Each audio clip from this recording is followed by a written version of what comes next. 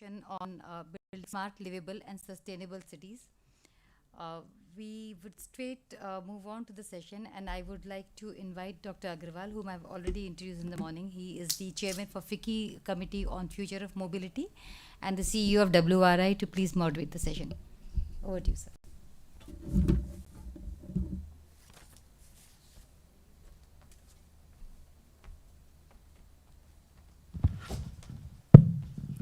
Thanks, Nirja, and good afternoon, everyone. On behalf of the Government of India, on behalf of FICCI, I invite you to this panel discussion on building smart, livable, and sustainable cities. This is one of the mega programs going on in India, looking at urban areas which are going to grow very rapidly, will really be the key to India's economic growth. And for what is happening in India on the urban space, we really have no one better than Mr. Kunal Kumar, who leads the Smart Cities mission in India, and he will deliver a keynote address. After that, we'll get into a few more presentations. Kunal.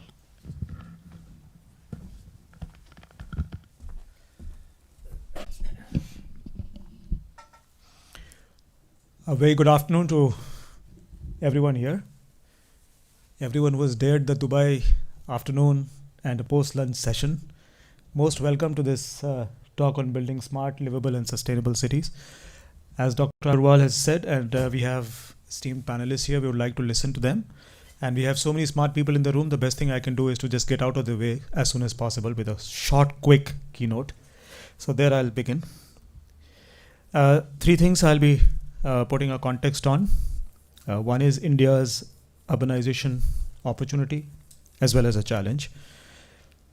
How the thinking around smart, livable and sustainable cities is evolving, and the future journey. If you see India's context, the level of urbanization, as you see, has been constantly increasing, not at the pace at which many other countries have, but at the moment you see our urban population is growing faster than the rural population, and by around, it's projected around 2045 or so, that by the Indian definition we would be more than 50% urban as a country. But if you go by many other ways of defining urban, the World Bank had come out with something called the Agglomeration Index in 2009. If you use that definition, we are already around 55% urban.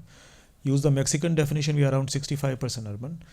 If you remove two of the three criteria India uses to define urban, we are already 78% urban. So those numbers are to be taken with a pinch of salt. With the current definition that we have for ourselves, we'll be 50% by 2045 or so. However, percentages mean only that much. In absolute terms, if you see a population of around 460 million people in urban areas, clearly we have the second highest number of people living in urban areas in the country, in the world. So just after China, the number of urban people in the world are the highest in India. And of course, we know this correlation that GDP is higher in countries where there are higher urbanization levels. And the same holds for India. If you look at states within India, on the right side, it holds the same.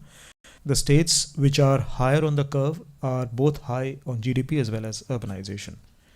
So this puts a context for a country which wants to evolve from a $3 trillion to a $10 trillion economy over the next decade, is to push its pedal on urbanization for both improving economic outcomes and livability.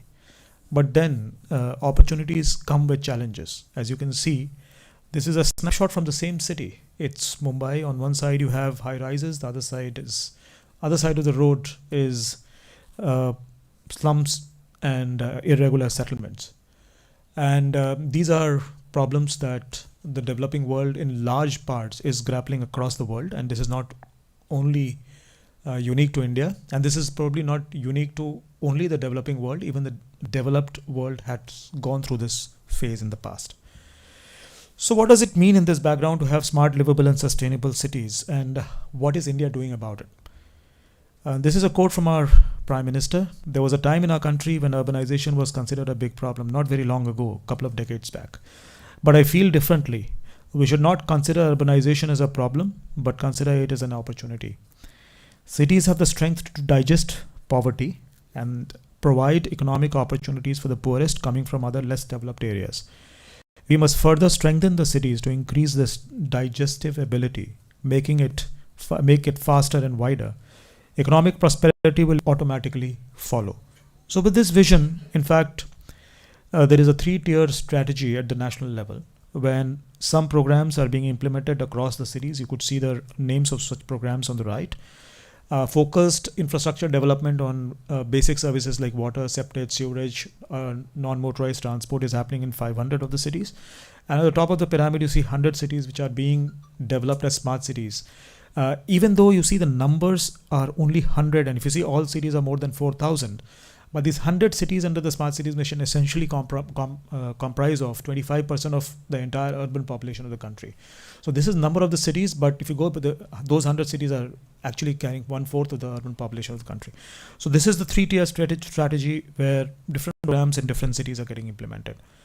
And some of the wins that we have had over the last 5-7 years, when solid waste processing has gone up from 17% to 70% in the last 6 years. All cities have now got sanitation coverage. It's not billion, it's million. It's 11 million plus houses being delivered to urban dwellers by 2022. It's the world's biggest social housing program. Major push towards innovation in the construction industry. A lot of lighthouse technologies are getting inducted for faster and low cost construction. And of course, a lot of inclusion where street vendors being provided working capital loans, whether it is formation of women's self-help groups, and whether it is about providing a market to artisans and people at the bottom of the pyramid to be able to sell their products. Those ideas have really been championed over the last 5-7 years. Of course, we've talked about metro rail in the morning. 1,700 kilometers plus metro rail should be operational in the next 5 years in the country. We're already above 700. All cities to be made water secure is one of the programs that the government is championing over the next 5 years. All the 4,000 plus cities with a expenditure of close to about $100 billion, of which $37 billion is supposed to come from the national government, will go into creating water security. And the smart cities, of course, are using technology in various different ways to create a positive impact on the lives of people. So these are just snapshots of what is happening in the urban space in multiple different cities in the country. And then, in fact, I quote this example I was speaking about in the morning also. We've all heard of this urban economist called Edward Gleiser. So a few years back, he wrote a book called Triumph of the City. And this year, he's written a book called Survival of the City. The same person writing two different things, essentially how the world has changed and the mindset has changed because of the last 2 years of COVID. So a post-COVID world needs more inclusion. It needs more facilities for people who may not be able to afford, and which is where the concept of affordable excellence is very important. And the example I give always is that of a mobile phone. The richest of the richest have it, the poorest of the poor have it. It's an excellent means of communication. It's a device which is affordable yet excellent. Can we create a mobile phone for housing? Can we create a mobile phone equivalent for public transport? Can we create a mobile phone equivalent for water? That's where we are headed to. If we are able to get that right, we'll be able to get our urbanization right. It will be smart. It will be sustainable. Affordable rental housing complexes for migrants. The PM Swanidhi in the middle is essentially about supporting the revival in the street vendor community by giving them working capital. A lot of business going to the self-help groups and people in the urban areas the women in the urban areas who have been able to create masks and PPEs and stuff. India at one point of time was struggling with them, and now we are exporting because of the kind of revolution that has happened post-COVID. And then, of course, sustainable mobility was the topic of the discussion in the morning. And green mobility starts from walking, being able to make walkable cities. It's not only about healthy lifestyle. It actually makes economic sense. building cycle-friendly cities. Cycles for Change campaign, again, a post-COVID reimagination of how we look at cities. More than 10,000 kilometers of cycle tracks are being planned at various stages, being executed across the country. Transport for all, how do you get people to come back and embrace public transport post the safe distancing and COVID protocol scenario?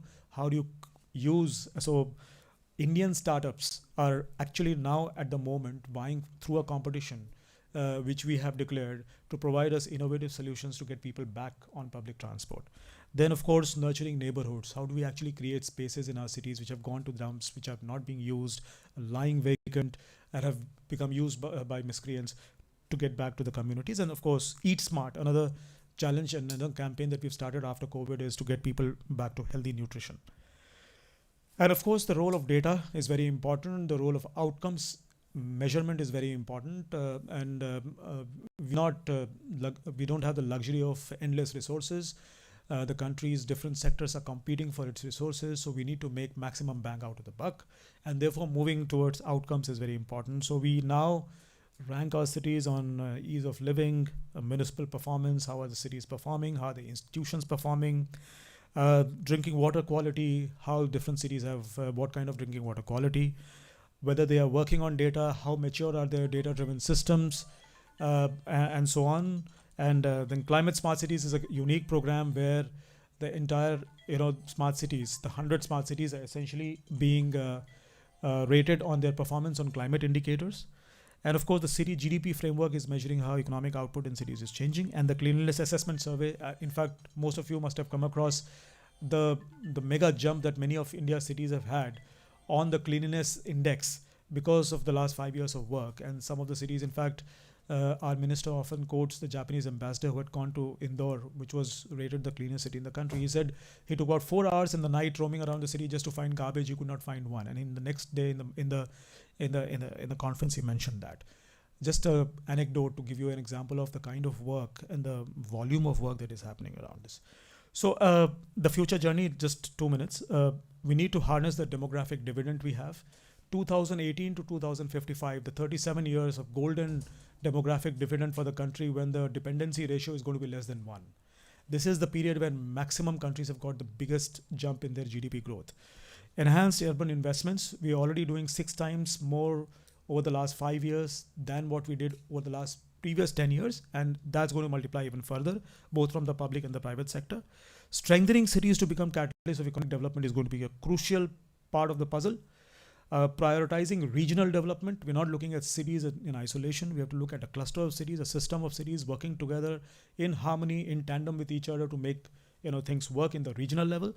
Deepening economic data generation and analysis, and creating platforms to foster urban innovation, collaboration, using of data, using of new technology, artificial intelligence, and so on and so forth.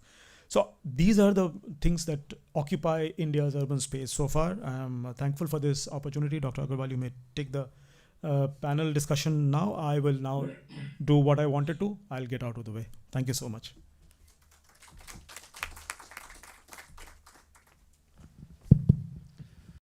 Thanks, Kunal. I think you've said it all. As I said, Kunal, there's no better person than Kunal to give you an overview of what is happening in India. Clearly, if India's ambitions for economic growth moving from, say, a $3 trillion today to about $10 trillion, cities are fundamental. I mean, they not only have to enable that growth, they have to accommodate that growth. That's why making sure our cities are managed well and are functional well, that is fundamental, and that's the responsibility with him. In his presentation, he has shown different pieces of what a city means, whether it's water, whether it's transport, whether it's, very different facets of a city. But I know that what he's been working on very closely is looking at how do you integrate all of these into a city, a livable city, smart city, sustainable city. It's not just looking at them in pieces, but looking them across the board and thinking of them as one whole piece. Now with that, let's move on to the panel. What we have first is Mr. Mathivanutam. He is the Principal Secretary for Housing and Urban Development in the government of Orissa. Orissa is one of the provinces in India, and he's going to talk about the drinking water story in a city called Puri. Puri is a very well-known city in Orissa. It's a pilgrim city, very famous for its pilgrimage potential. And he's going to talk about what's happened in Puri on drinking water supply. Over to you.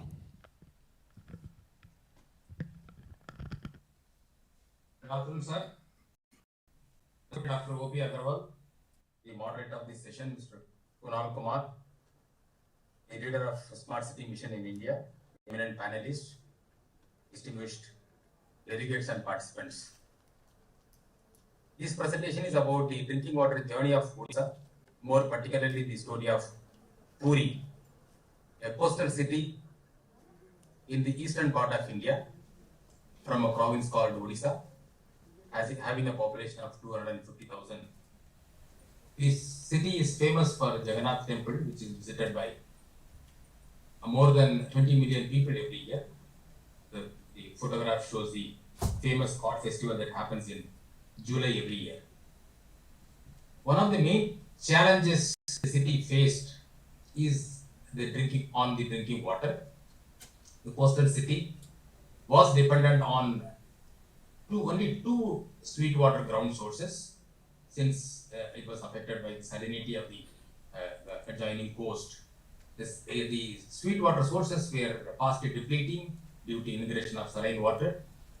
The problem was so acute that the Environmental Protection Act of the Government of India has been invoked, and there has been a complete ban on construction or development of the land or exploitation of groundwater from the sweet water zone areas. The city was providing deficit water supply, the pressure was low, the intermittent supply, erratic supply. Quality also was a major issue. Contamination was happening, missing of drinking water line with the sewage or drainage line, causing jaundice, diarrhea periodically from time to time. Out of the houses, only 50% of the houses were provided with the tap water connections. And apart from this, in the year 2015-16, the city commissioned an underground sewer network system, which has also increased the water demanded further. It made the situation very acute. Due to absence of metering, there was low revenue collection. The water loss was as high as 54%. There was no community connect between the water supply authorities and the consumers. Some of the key interventions we took from 2016-17 onwards, where we decided that we need to migrate the supply from groundwater to the surface water.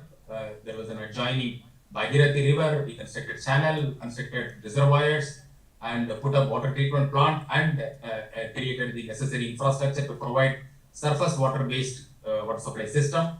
We also have constructed recharging wells and started pumping back the treated water to recharge the depleted sweet water. And we have taken up the universal coverage of house connections to provide tap water supply to every house in the city. And we have also put up, since it's a pilgrimage city, we also have put up public water fountains on the roads, on the major streets. And also we have imposed a ban on the plastic water bottles once we started giving quality water. And we have also introduced a new concept called Jal Sati, the members of the women collectives from the community, who acted as a link between the consumer and the authority, and took up lots of responsibilities on behalf of the public water supply authorities. And when all these things were under implementation, we have also thought that we need to move to the higher orbit. We also need to focus on the quality of water being supplied. We need to provide assured quality that meets the quality standards. So we took up this drink from tap mission to provide assured quality of water. We started implementing it on pilot basis in Bhubaneswar and the capital city of Bhubaneswar, and in the coastal city of Puri. The concept planning has been made, infrastructure gap assessment has been made, gap closure has been done, and 100% replacement of the existing house connections have been made to ensure that the leakages are closed and then the connections are made as per the quality standards. We have put up water metering in all the connections. Smart water management system has been put in place, which has been developed in-house. That has helped in increased water quality surveillance. The highlights of the smart water management system is that we get real-time monitoring of the water quality at every key level. The data are captured at every 5-second interval, and preventive maintenance as well as the incidents management could be done using that. And the system is completely made mobile enabled from anywhere in place. Our field engineers could monitor the flow, pressure, quantity, and all the consumers and the assets have been GIS mapped with the real-time dashboard helping us. Apart from that, we have also set up a state-of-art high-quality laboratories all over the state, including Puri, and more than 30 parameters are tested periodically. That would ensure providing water adhering to IS 10500. We have also implemented a system of lab on wheels, where from wherever we get complaints, the mobile laboratory would reach the place and then take up immediate water quality testing. We have also put in place an IBRS based 24/7 customer care cell in a centralized command and control center. We have also created quick response teams with mobile crews deployed 24/7 to redress the grievances and the complaints. And when we implemented the drink from tap mission, we were also aware that public confidence is very important to make them to move from water bottle, mineral water to the tap water. So we took up a EC campaign, public awareness campaign called Pure for Sure campaign. We have put up digital display system all over the city, providing real-time online water quality data at every place to build the public confidence. And to implement all these things, there were certain policy reforms that have been conceptualized and implemented. We have made tap water as a right for every household, right to tap water for every citizen. And we said no to hand pumps or street taps. Relaxation of the household connection norms have been made, especially for the poor. And there is the need for property ownership or lease deed has been done away with. With simple and indemnity undertaking, house connections have been provided. And for urban poor, the connection is free of cost. And for others, an easy installment system has been put in place. With 100 rupees per month, the connection has been given. And under Amrut, we have also provided 2 taps as part of the project cost for the urban poor, one at the kitchen, one at the toilet. And all the uncovered slums and uncovered areas have been covered under the scheme. And the house connections have been executed as a public work by amending the relevant rules. And normally for getting a connection, the consumer has to apply to the municipality to get road cutting permission by paying a hefty of 10,000 to 15,000 rupees. That has been exempted. And a composite administrative approval has been given for executing all these projects on a massive scale at the state level. And as I said, that women collectives have been involved at the state level to take up these at the community level. And the Jalsatis, the women members of the women self-help groups, they have been engaged on incentive basis, performance linked incentive basis for facilitating the new connection, regularizing the illegal connections, for reading the water meters, distributing the water bill, collecting the user charges, and also performing the water quality testing in the field. They also support in the redressal of the consumer complaint and to sensitize people on the water conservation. We have also set up an academy called Odisha Water Academy to train the workforce involved in construction of the water supply system, operation and maintenance of the water supply system, as well as to train our plumbers, supervisors, government officials, managers, and the policy makers. And the training programs are being conducted not only to meet the state's requirement, also for the other states' requirements we are doing. With all these interventions in the last 2-3 years, the state has moved from 310,000 connections which existed in 2014-15 to currently about 935,000 connections. We have a target of reaching about 1 million connections to ensure universal coverage of tap water supply. We are fast moving towards that. And so far, Bhubaneswar, in fact, Bhubaneswar has become the first million plus city in the entire country to have 100% house connections. So far, about 47 towns, which constitute about 40% of the entire state, have achieved 100% house connections. And we hope to saturate the state 100% achievement by December 2022. And we are also moving towards 100% metering of all the connections. So the left-hand side photograph is our Honorable Prime Minister of India, who visited our stall when we showcased the drink from tap in the recently held Lucknow conference. And this achievement of drink first 24/7 drink from tap city of Odisha has created a lot of media buzz. These are some of the media coverage and the famous tweets of some of the dignitaries, Honorable Minister Housing and Urban Affairs, and Secretary Ministry of Housing and Urban Affairs have tweeted on the state's achievement. Puri has become the India's first city to achieve drink from tap quality 24/7 water supply at the city level, which was dedicated on 26 July 2021. This intervention is helping about to not only 250,000 residents in the city, also helps in reducing the plastic water bottles in the city. About 30 million water bottles annually are saved. That's about 400 million ton plastic waste saved annually. And this intervention is, this drink from tap mission is being upscaled in 17 more cities, including Bhubaneswar, with an investment of about 1,000 crore. And we have a target to complete these cities by 15th August 2023. And this slide shows how the provision of safe and clean drinking water impacts the public health.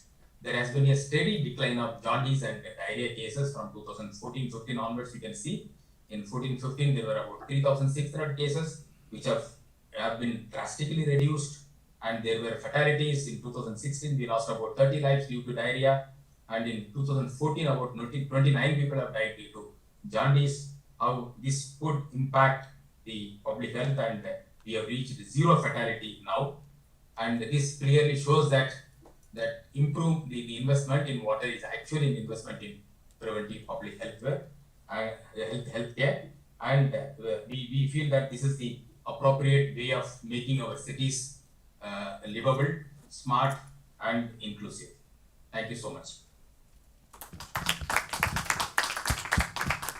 Thank you very much, Mr. Mathivatanam. I think that is a phenomenal story of how Puri has reached a zero fatality rate on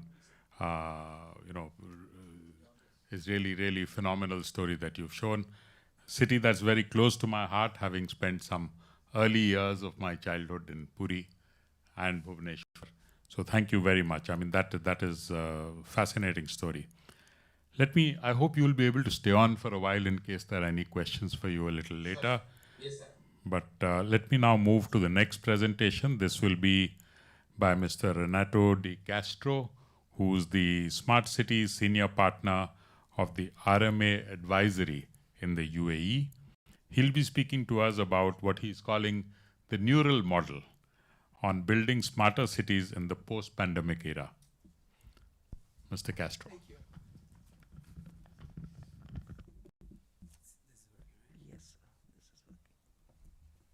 Thank you very much. Good afternoon, everyone. It's a pleasure to be here.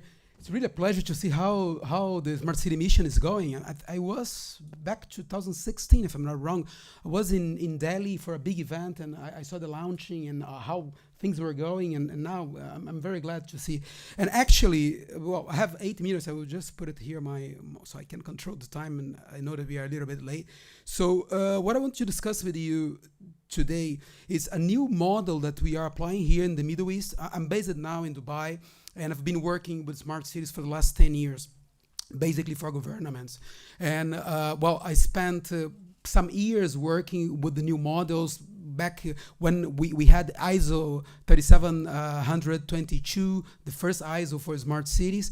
And then I had I don't know if it was a good opportunity or a strange opportunity to work with the Italian government for the COVID. I was living in Italy at that time, and our city was just like 5 kilometers far from the epicenter. So after 1 week, I took the responsibility of 2 task force there, and last year was the whole year using my hat as citizens more than the smart city expert, but putting some techniques in practice in a situation that we were supposed to be ready for this. We are talking about resilient cities, and actually all our big smart cities were not ready.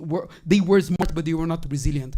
And what we came this year was with a new concept that probably we were doing the right thing, but we were not seeing the big picture. So back to the 60s, we can say that our idea of smart cities were a little bit utopic, right? Smart cities were offered to governments as a solution, like casual relation. You have a problem, I have a solution. And basically, these concept of smart city came from private companies just trying to sell their service. Well, we moved forward. After 40 years, we came with the matrix. That was quite nice, and it's basically the way we do smart cities, is that we have the verticals in the city. It's also the way the ISO takes or understand our cities. We have the verticals. Then we have all the technologies like horizontals trying to solve the problems. It's quite okay. But first of all, what we saw as a result, a direct result, because we lost the big picture, was much more a dystopia rather than a utopia. What we were planning doesn't work out in a regular basis. So we take all these are all cities that were and still ranked as smart cities around the world. We had already their problems, very, very, common, and we saw this before. And during the pandemic, it was even worse. So what we discovered was that probably the way we need to deal with the smart cities is not in a matrix, but it's like a neural or neural connections. Think about the term smart, right? Smart have two definitions. We can be intelligent, smart, or we can be also tricky, right? So I understand that smart comes from intelligence. And the way our brain produces intelligence is three basic steps.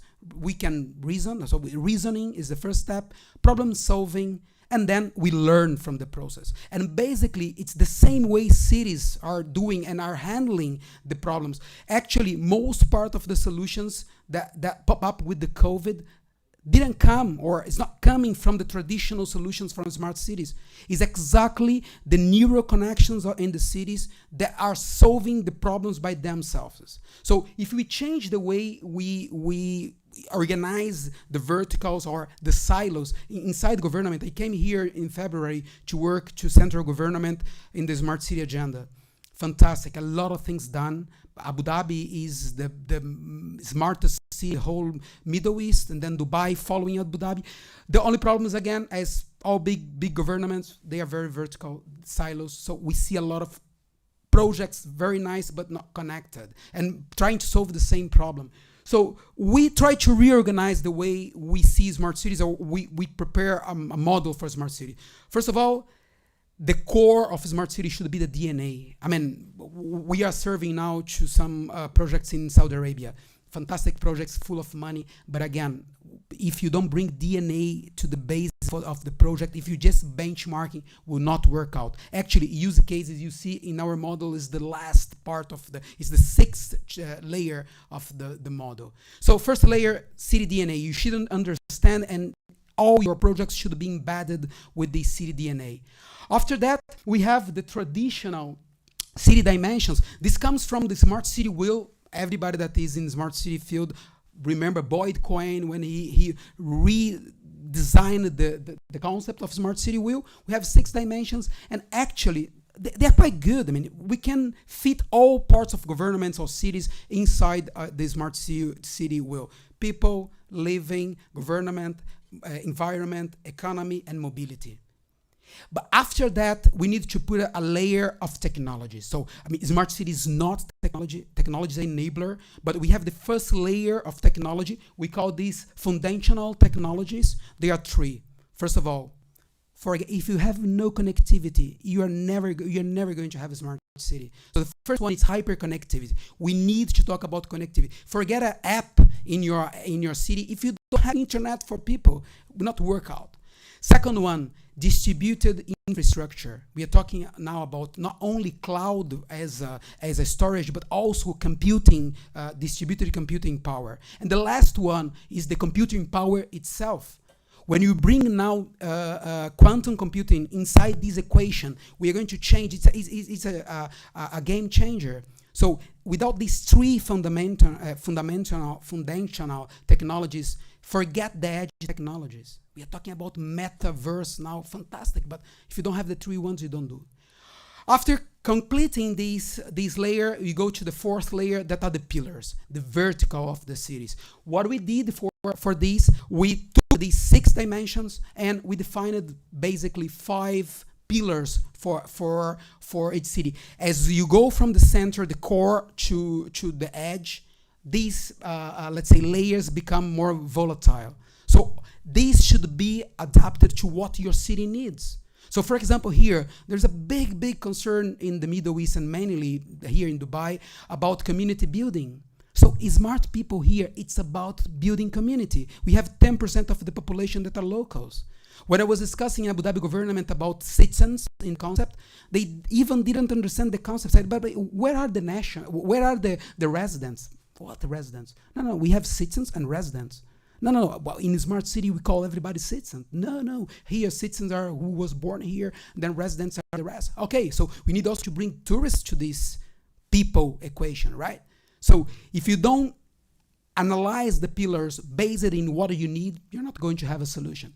After that, yes, we come with the technologies. And we would say that we have 9 trendy technologies that before COVID, they were, so we talk about IoT, we talk about wearables, autonomous vehicles, artificial intelligence, and so on.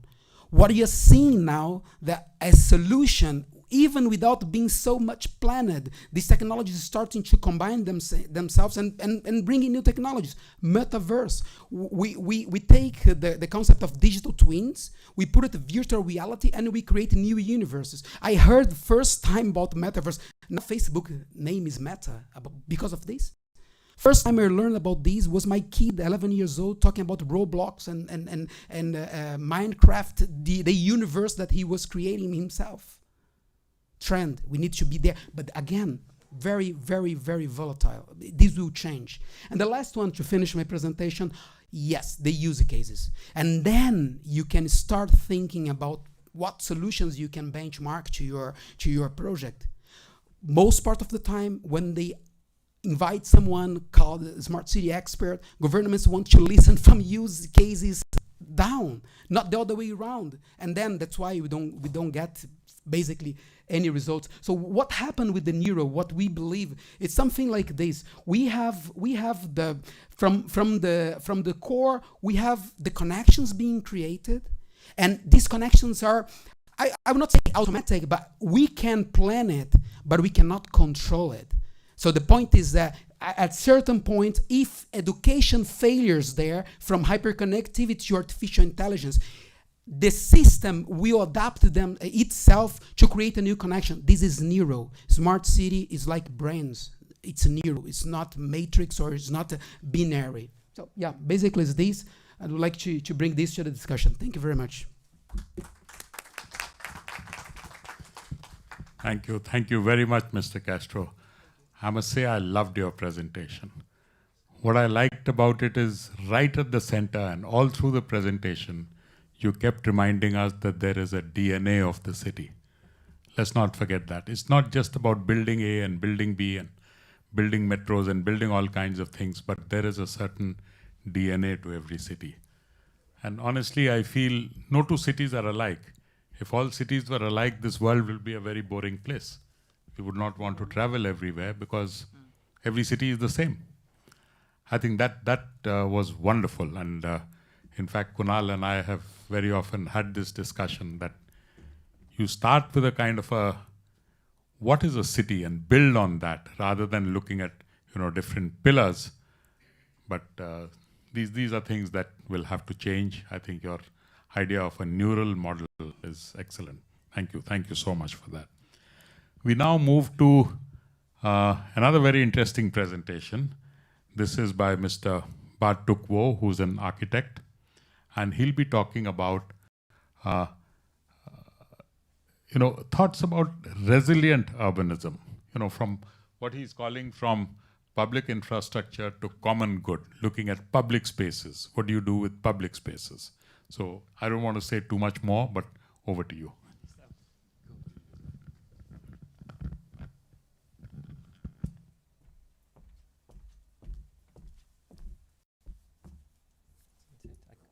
Control.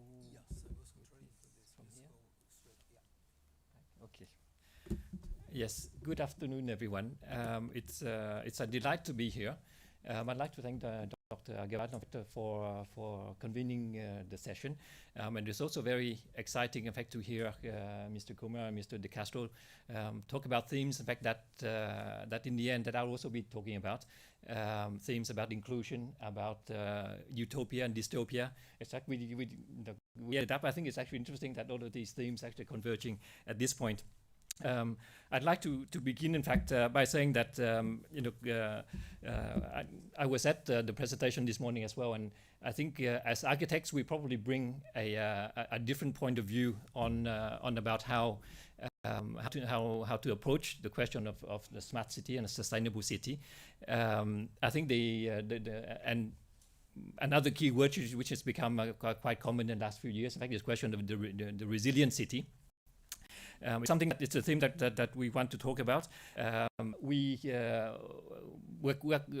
a small office, in fact, where we have 50 people in Paris and 20 odd people, in fact, in Delhi. But we've had a chance to work on a number of projects, competitions and real projects, in transport infrastructure projects, etc. And well, of course, we realize that the public infrastructure, the infrastructure is important. It's the role of government and the role of private investors, in fact, to bring these facilities to the city, particularly, in fact, in the case of India, where there is such rapid urbanization, it's primordial. But in the project that we worked on, we also came across, in fact, another realization that perhaps being public, for a project to be public, it's the very basis of it's where the project starts. But maybe, in fact, we could actually do a bit more. And which is hence, in fact, the title From Public Infrastructure to the Common Good. What I mean by that, I'll probably use an example, is that probably an unfair example, because we talk about metros a lot. Metros, for example, is a great public infrastructure. It's public and it's very useful. It brings benefit to everyone who uses the metro. But on the other hand, those who don't use the metro, what good it is for them. So that's the kind of difference between public infrastructure or public good and common good that I'd like to bring up, in fact, as an idea. Basically, there are a couple of research projects, competition research projects that we do in the office. I'll run through them quickly. I realize there's not a lot of time. We did quite a few of these projects, but I'll just use two of them as an example. The first one, in fact, is a... Oh. No, sorry, you're right. That's the other button. The first one, in fact, is a competition that we did for Maha Metro. Maha Metro, whom the MD was here this morning, invited us to work on, in fact, the redevelopment of a central area in Nagpur. In fact, it's called Dantoli. It's where the jail of Dantoli is today. You can see it where it situates, in fact, roughly, in fact, where the red patch in the middle of the city.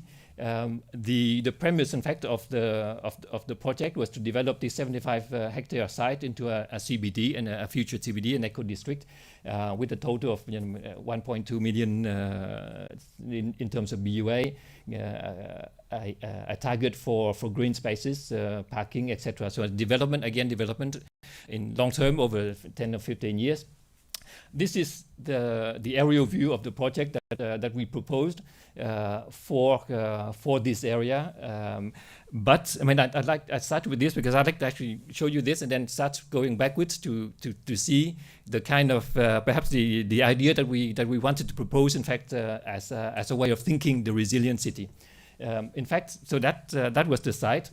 So where we started, in fact, is actually the site actually has quite an important, a lot of green areas that are existing. There's the existing Chao, and there's in fact that you see coming through. There's the metro line, the north-south corridor that runs through with 3 stations running through it. The first thing that we did, in fact, was actually to have a selective to do a selective retention of the existing vegetation, and then try to build on that to define actually the green axis, some basic green axis. From this, from that base that it is built on from the existing vegetation, then you can come and add different other layers, like tree alignments, street alignments, squares, ground covers, etc. What this basic green network effect allows us to do is to separate the green axis or the green spaces from the mobility network, what you see here, and it also allows us mobility as far as cars go, but also soft mobility where people are circulating more on the green axis as opposed to the red ones, and it also allows us to actually use the green spaces as opposed to the hard bitumen spaces for the laying out of underground infrastructure, basically in loops, in successful loops that could be deployed, in fact, over time as the city grows. We can look at centralized management, etc. All of these things are probably what Mr. De Castro calls for as a basic technology.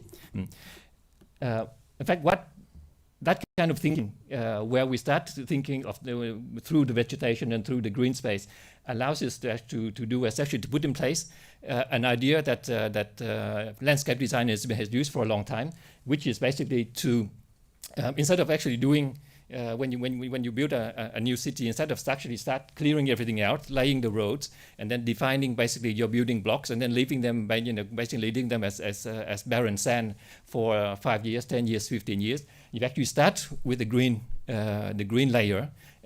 You start planting as much as you can, and by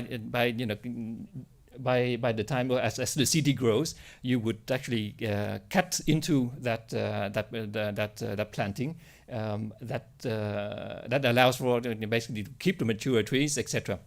But that's what we call, in fact, vegetation as a vector planning for the common good. It means that this green, we're able to keep this green space. We're able to actually nurture and grow this green space throughout the life of the development of the city. For 5, 15, 20 years, and that's the kind of benefit that everyone can take from it, and it's not just the people who live in that area. I'll make a jump, in fact, because the second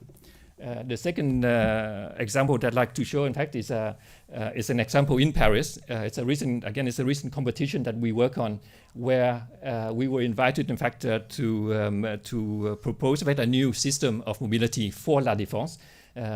We call it rethinking a built utopia. In fact, a little wink to Mr. De Castro again. I don't know if you know Paris and La Défense. La Défense, that is this kind of externalized CBD area to the west of Paris. It's big. It's 500 odd hectare. It's got 31 hectare of pedestrian space. It's a big working area, in fact, for Paris, etc. It's actually quite iconic, because some of the most important 20th century buildings in Paris is actually built in La Défense as well. The La Grande Arche, etc. It's become a monument in Paris. But the problem, in fact, is, and this is where La Défense was born about 60 years ago, out of a certain utopia of the modern city, of what the smart city at the time could be, but society has outgrown perhaps that urban model. And in the past 30 years, in fact, there's been a lot written about La Défense and its dysfunctionment.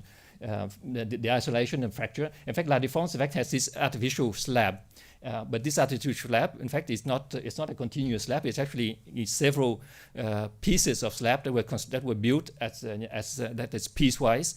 That is built as each tower comes up. But what it does, in fact, is that it creates this kind of fantastic pedestrian space in the middle, but it's very badly it's very badly accessed. This view, which has been in the beginning of the 70s, shows it very well. La Défense before, in fact, basically you have this ring road that runs around La Défense. It completely isolated, and then everything else develops inside that, and that's where you have all the towers that comes up. Now, the idea, in fact, for this competition, which is actually an initiative of a private banking group, a private investment group called Groupement Immobilier. They call it Le Chemin. In English, I guess I can translate as the pathway or the path. They wanted, in fact, 5 French architecture officers to think about a new infrastructure of mobility, of soft mobility, ways, in fact, that can introduce new experiences into La Défense, create new connections with buildings and surrounding fabrics. So what we propose, in fact, instead of working inside the territory of La Défense, was to work on its periphery, and that's why we call it. In fact, we gave it the title La Défense Inside Out. I've got this video which would show much better than what I can explain what this project is. In fact. So this is the blue is actually the layout of this infrastructure, which is basically an elevated, quite a massive elevated walkway, a pathway that runs around La Défense. It's actually about it's between 12 and 30 meters above road level of La Défense. It runs around, and the idea, in fact, is that why we choose, in fact, this its periphery is also. It's also sitting directly above the road network, so it can be built quite easily without necessarily acquiring new land. Actually, the road is already public, so it runs around La Défense. In some areas, it actually widens to become hanging gardens, hanging plaza. It gives connection to buildings that are within the La Défense area, as well as outside of the La Défense area. It's connected, so it runs completely around. It has small walkways that penetrates into the center of the area, and then it connects back out to Paris.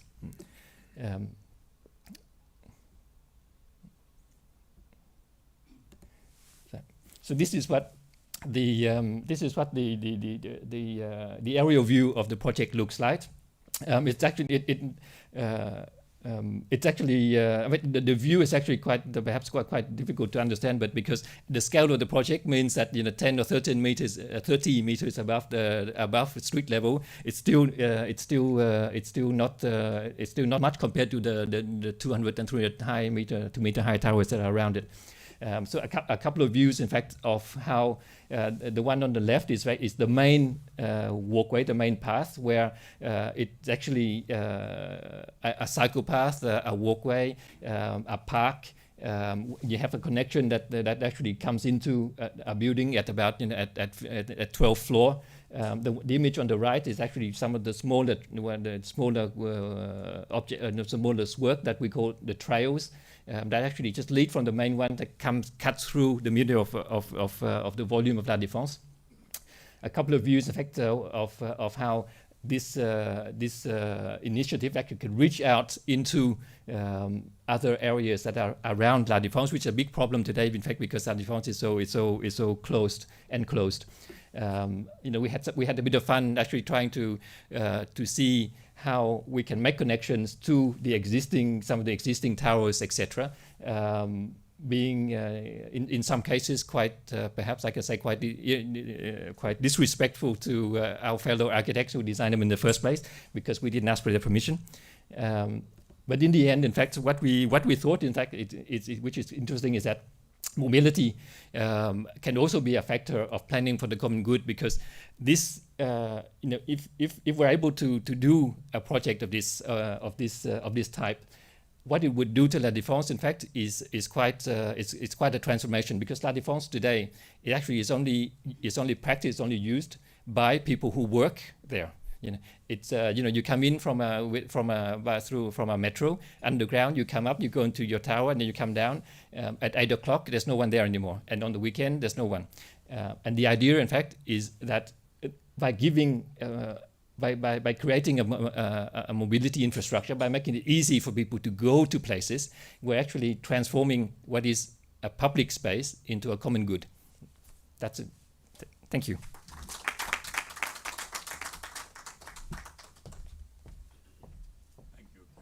Much. It was delightful hearing examples of both Nagpur and La Défense. Now, the way I look at it is, what you've shown me from this today is that metros or mass transit systems are not just about building a transportation system. It's not just about civil engineering to build a good transportation system. There is so much more to it. And unless your city takes advantage of that in its planning, you're really losing the benefit of building something of that nature. And people who have said that a lot of these projects should not be looked upon as urban transport projects, but as urban transformation projects. I think that's where the real value comes. Thank you so much. This was really wonderful. India is trying to build metros in 50 cities. I hope we learn something from this to design our cities to fit into the metro rather than just build metro systems. There's a lot to learn from this. Thank you. Thank you so much. We finally move on to the last, but not the least important in any means, presentation by Mr. Naveen Mathur. He'll be talking about, we're back to water again. We had water in Puri, now we're back to water again. But essentially building resilience for smart cities with nature-based, smart and sustainable water solutions. So today, with all this COVID kind of a problem and the climate problem, the world is looking more strongly at nature-based solutions. So how do we use nature-based, smart and sustainable water solutions? Over to you.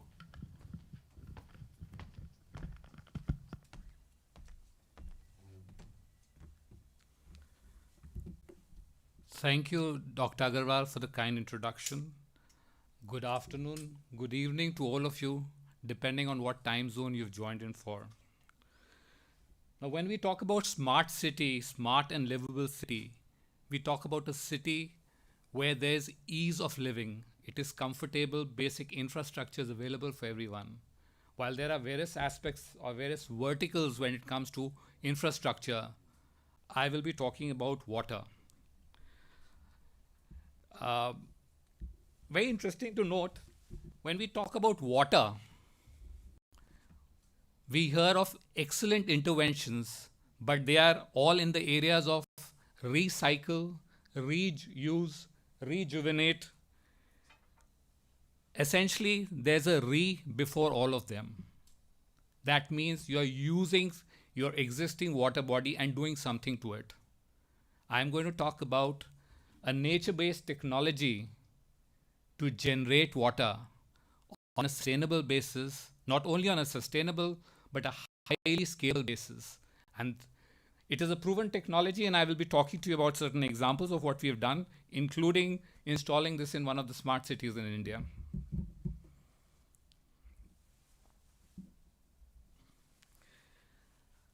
Now, when it comes to water, fresh water, we all know the problems of water is known to everybody. Fresh water is finite.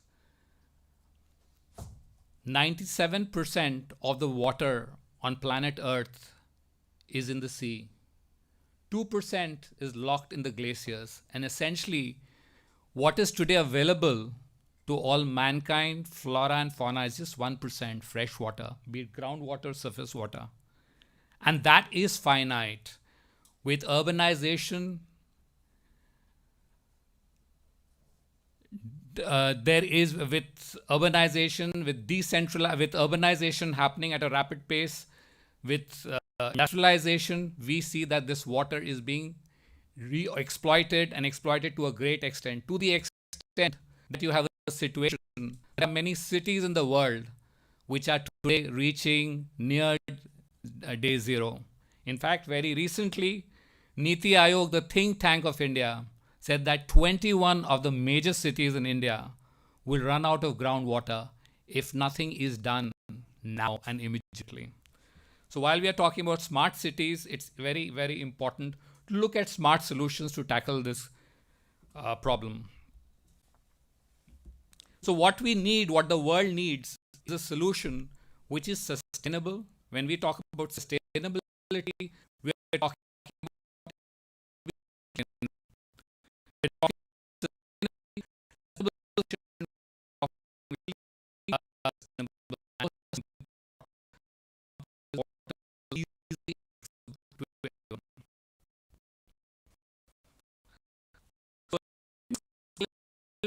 and the source of fresh water we also either from the skies is there is water in the all this together. That's right. What I'm talking about, the natural cycle of the NINSAB. Water cycle. So water in the air is virtually infinite, and that is what the future of water is. If we tap into this infinite water, we can ensure to a large extent meet some of the growing requirements of mankind, flora, as well as the best part is it is affordable. So I talk about renewable water. This is renewable water, and it is highly scalable. We use technology to generate water, even millions of liters for every single day. That's our technology, which is part of the Make in India initiative. And what we do is we use this technology to generate the purest water from air. Water which is so pure because it is past the ground. And essentially, how we do it, if I have to put it very, very simply, we are using technology to replicate the natural water cycle or the natural rain cycle. And what we are doing is we are generating rain in our machines.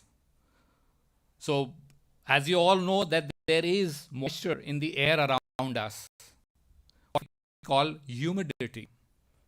These machines essentially put in some amount of the air into the machines, the air gets filtered, and then the air moves in because condensation happens. Again, an age-old physics principle, and you get water. That water, we again pass it through multi-level layers of filtration and thereby add back minerals thanks to our strategic tie-up with IICT, the Indian Institute of Chemical Technology, so as to ensure the water meets WHO as well as Indian standards of potable water. So this is one technology which can to a great extent meet the potable water requirements of communities. So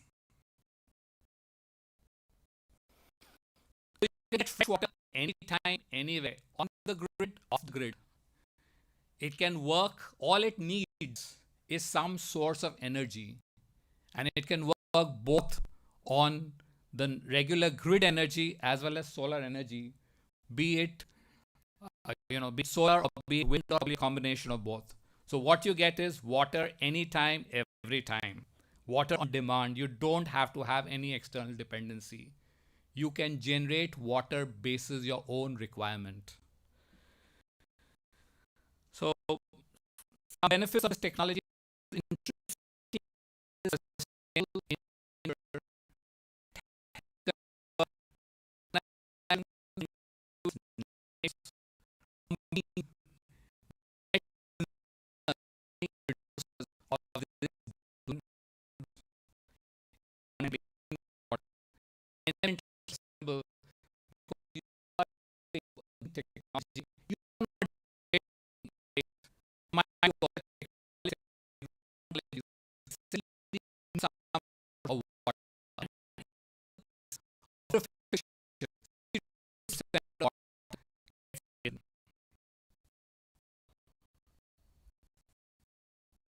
using this technology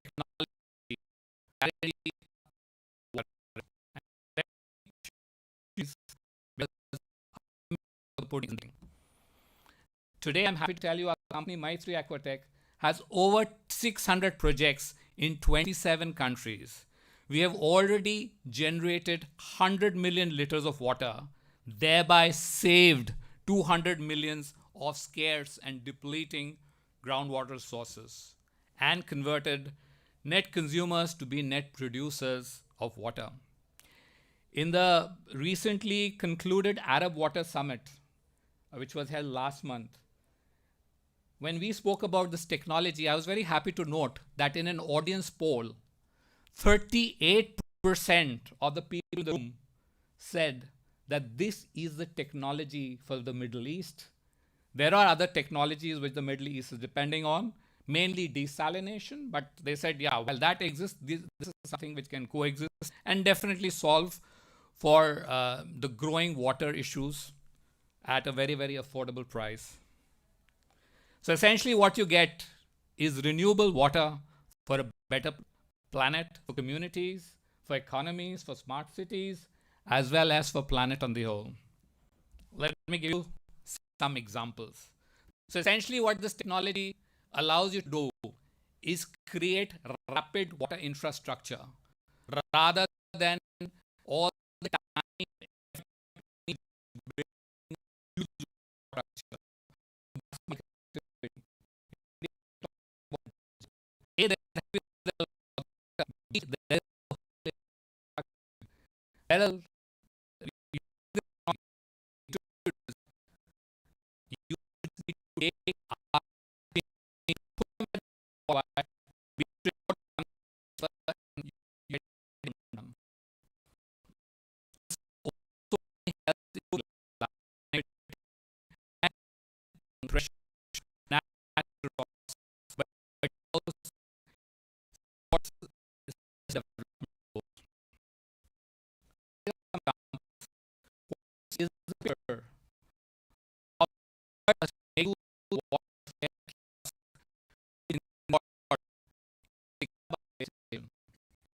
Essentially, the idea was to improve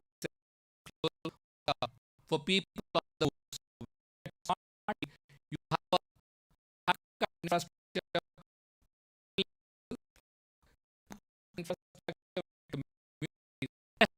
when you're on the move, all you do land up doing is buying bottles, plastic bottles, and leading to plastic contamination. This is what you saw by everybody, because at the end of the day, it was not about building a smart technology. It was about providing employment opportunities, because I mean, this kiosk definitely provides employment because there's somebody required to manage. Alternatively, of course, it can be completely dispensation through RFID or any of the smart technologies. And this is something which now we are taking across hundreds of railway stations and other public infrastructure, be it in terms of transportation and places wherever people on the move, they don't have water. Only option is get behind and buy expensive plastic bottles. Another example. This is an example of what we have done in a public-private partnership in the city of Visakhapatnam. It's a smart city in India. And this we have done along with the municipal corporation, support of the municipal corporation and US aid. We have generated the world's first mobile water from air kiosks. So water gets generated from the air. You get the purest form of water. The community gets access to the purest form of water at a fraction of a cost. And of course, since we are working with US aid, this is also working us as a place from where we give education also on water and sanitation, so that the community, the marginalized communities, even understand in terms of what needs to be done in terms of safe wash practices. Going forward, this is something we are already working with the Berkeley University and the Meghalaya government. And just like you have smart cities, they are trying to also have a smart village program, because if you make villages smart, guess what? There won't be an influx of people from rural areas to urban. And when that happens, then automatically you see that even cities are livable, because you are not under pressure because of continuous influx of population. So we are also working with the Berkeley's university to start this project in Meghalaya.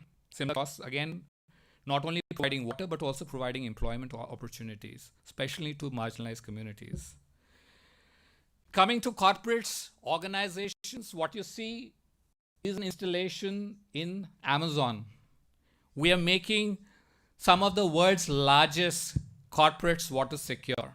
And this is their commitment to be water positive. So they are looking much beyond water security. One is water security.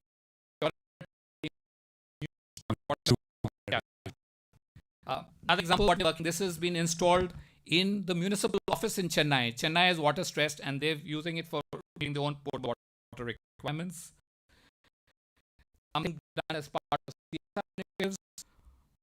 We're working with defense to ensure water security in remote locations with Bharat Electronics.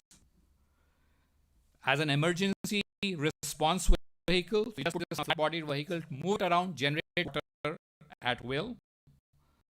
This is being done in Kenya. The watermen of Kenya is taking this to Kenya to ensure that the dry water holes are filled with water generated through Meghdut. Also, in terms of bottling, we have also used this technology to generate water for a bottling plant in the city of Hyderabad. This is again the world's first, and I'm happy to say it's part of a technology which is produced in India, make in India for the world. And the beauty about this is it meets all the standards, the FSSI, the BIS standards, all the stringent standards in India in terms of water quality is concerned. And not only that, there's an integrated solution. So this is something smart which can go for any building as well.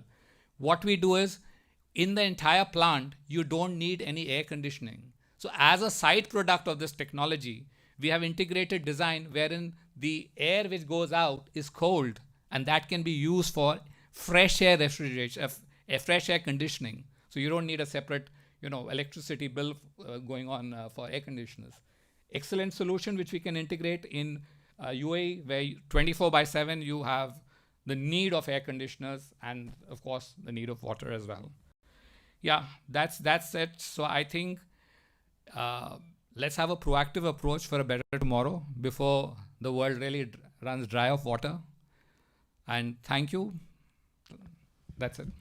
Thank you. Thank you very much. Another fascinating presentation. I think, a major problem that the world is going to be grappling with, as you very rightly say. Meghdut seems to be offering, an immediate solution. But we are sort of running out of time, so let me quickly go around and look for any questions that you would have for any of the members on the panel. Over to you. Can someone help with the mic?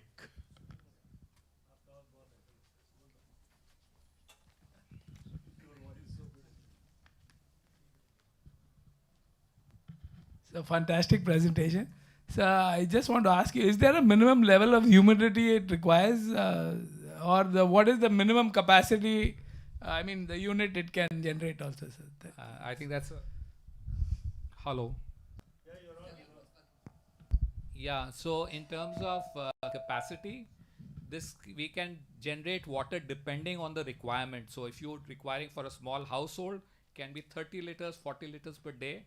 And when it comes to being scalable, even if you need millions of liters, for instance, a bottling plant, you can generate that on a daily basis. And just a supplement. The humidity. And yeah, in terms of humidity, you need a minimum humidity of 25% to generate water. So in the desert states? So what happens, incidentally, our first installation was in a desert in Rajasthan in the Institute of Learning and Development. So you have daytime, the humidity is less. But nighttime, there's a substantial amount of compensation which happens. So you still generate water. But definitely, it would be lesser vis-a-vis other places. But, when there's a situation where you don't have water, what do you do? So I'd like to just share with the audience here. I saw this thing on Netflix, a serial called Connected. And they said exactly like what you said, sir. They said the clouds weigh by weight more than the whales in the oceans. True. The clouds and there are millions of them like there. So what you're saying is a fact, sir. Thank you. True, true.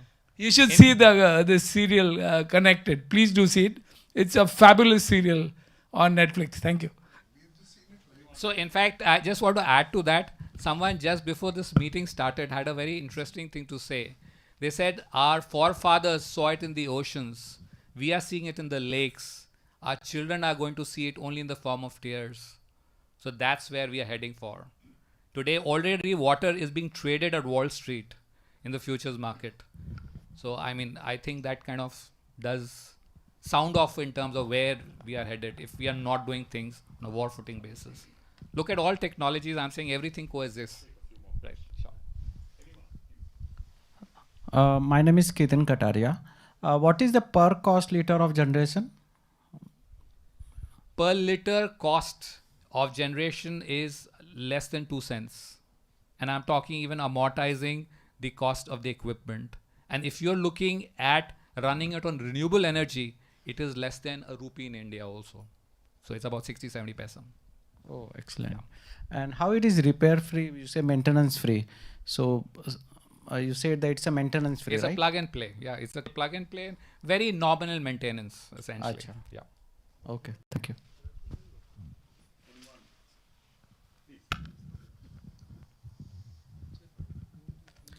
Hello, my name is Atri Joshi. I have a question in context of city planning in India. And the question is open for all. What is the optimum or desirable horizon for the city planning? Is it 10 years, 20 years, or 50 years? And what is a good practice? And secondly, what is the level of detail that should go into the master plan of the city? Is it just the land use plan, or do we get down to the utility planning on day one? The government should take.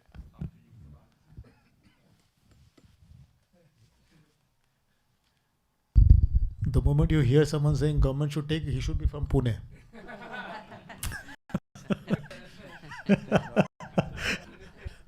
Pune will put a government to test like anything.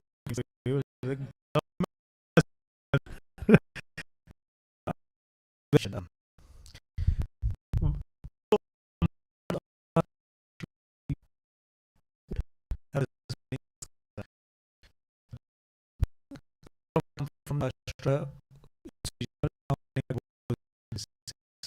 all the draw basically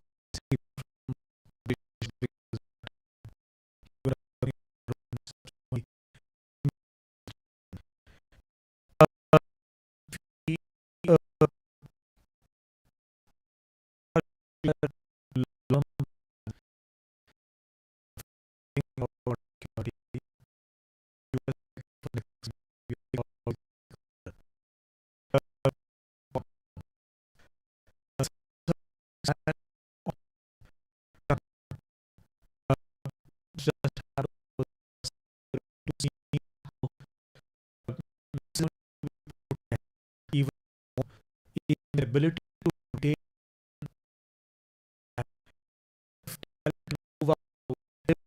what we call looking out of, as he says, where then how do I then keep this engine of productivity running?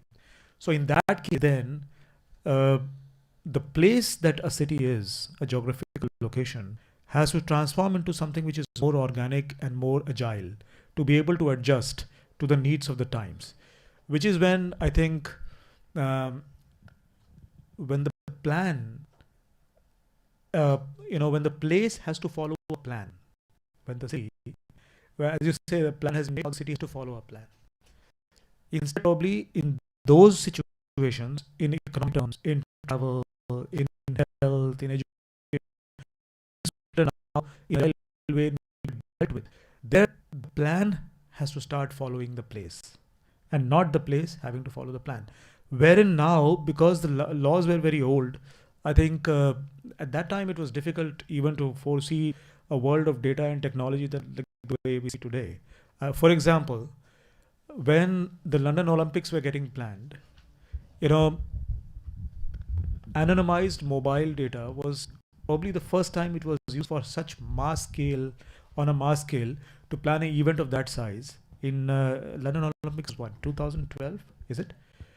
So then the ability of you to use this kind of data for day-to-day transport planning, day-to-day planning of economic infrastructure. Let's say, you see slums or irregular settlements coming out in a particular part of the city, which means that there's some economic activity coming there, which makes you understand that there's some economic sense in being there in that part of the city, which is why people are moving in there.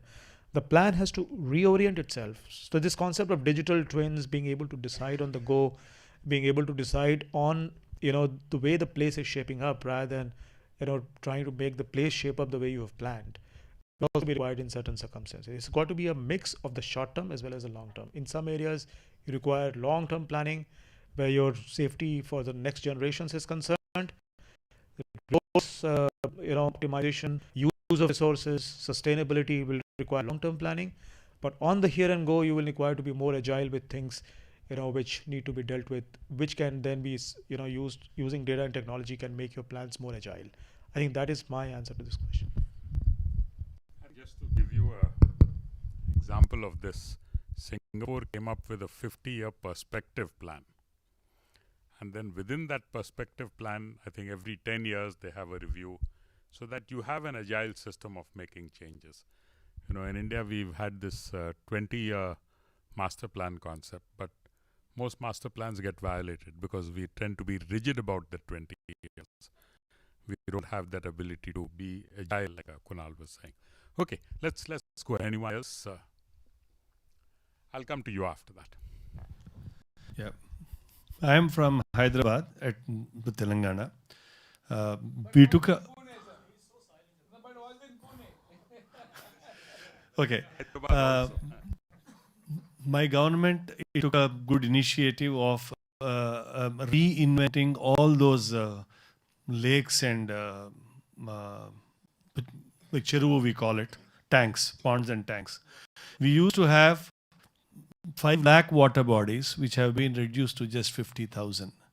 So maybe the government should look at remapping all the water bodies for the last 40-50 years, which could have been occupied by various forces.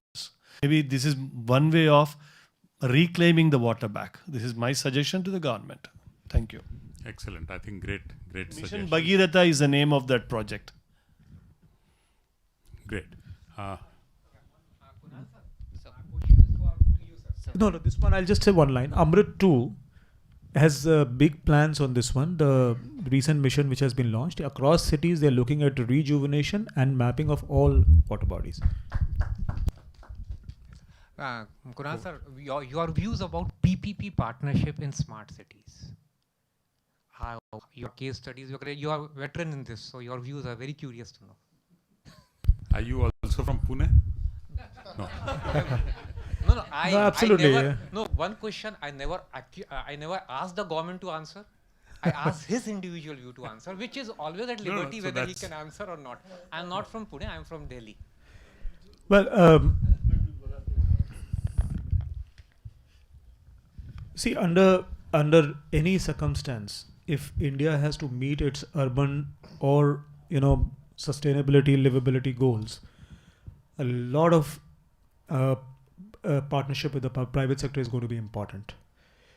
The sheer size of the investments, the sheer size of the gap that exists that needs to be fulfilled, and the sheer size of the aspiration that needs to be met requires a lot of collaboration with the private sector. And all that we're seeing today, I think, is just a speck in the entire the role that we need to see in the future. Of smart cities specifically, if you see that $28 billion worth of investment that is going on in the smart cities, close to $6.5 billion of investment is planned in the public-private partnership mode, of which I think almost $2.5 billion of investment have actually gone in. Projects have now got completed, and now they are in the concession phase, where in the maintenance and operations phase. And so this $7 billion is going to be completed in the next 2 years. 2023 is the sunset time for the smart cities. And in all the missions, now, for example, in the Amrit mission, for example, in the Clean India mission, a substantial role for the private sector is getting built in. Plus, you're also moving towards people like Naveen. This fascinating the innovation industry in the country.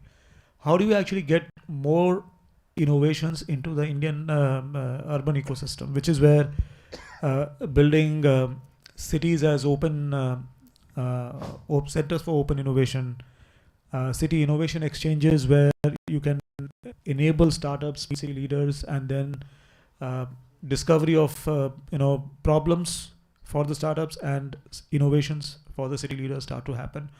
Those kinds of efforts are now being strengthened. Only last week, we came out with a revised procurement policy for the Smart Cities mission, wherein up to 10 million rupees of direct procurement now we've allowed directly from startups. So that's something we just go around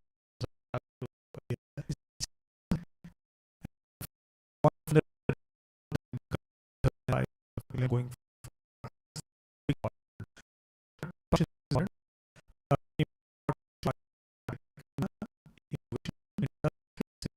and startups.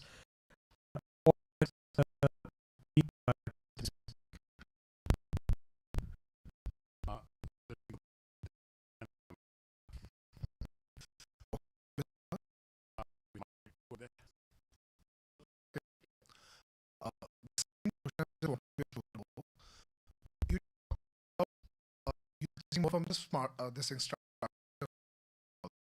we are a startup.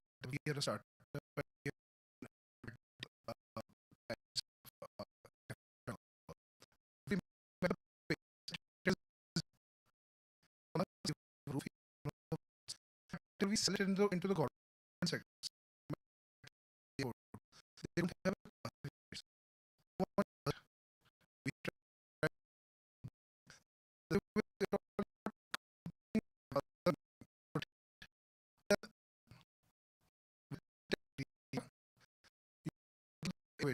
what is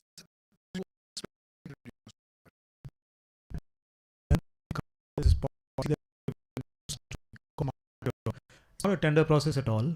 It's not an L1 process. Plus, we build in unsolicited proposals as a category where innovators can actually come and meet city leaders and tell them about certain innovations that have developed, and they get number one, of orders to directly deploy that in the city and make a case.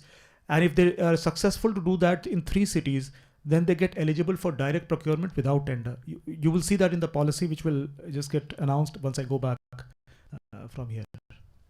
I love to see that because there is no tender. Let's not do that. Let's go by a certain sequence. Just because you're sitting in front, it's not nice. There's someone waiting behind. Yes, good evening. My question is to Mr. Naveen. Is with respect to this technology, it's quite fascinating at the very first place. But my question to you is, does the quality suffers if we install it in, let's say, a high pollutant area where there is an industry or basically a large estate? Secondly, can we utilize this technology to cater the industrial water requirement, let's say, where the quality is much more inferior as compared to the potable water? Yeah, thanks for the question. To answer your first question, this, we, the fact what I spoke example of which is there that in terms of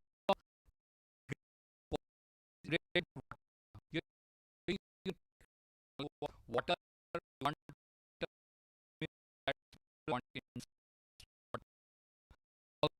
extreme. Yeah, does that answer the question?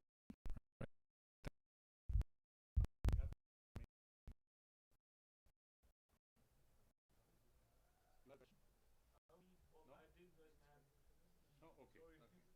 You can now come here. No, sir, just Done? okay.